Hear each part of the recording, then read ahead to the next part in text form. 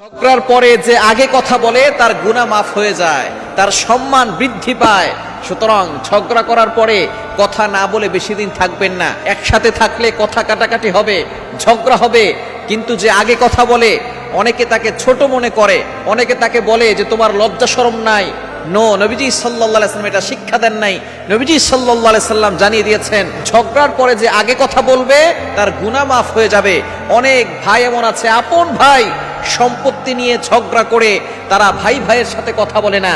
এক ভাই রাস্তা দিয়ে হাঁটলে অপর ভাই সেই ভাইয়ের দিকে তাকায় না, বছরের পর বছর চলে যায়, তাদের সাথে কোনো কথা হয় না।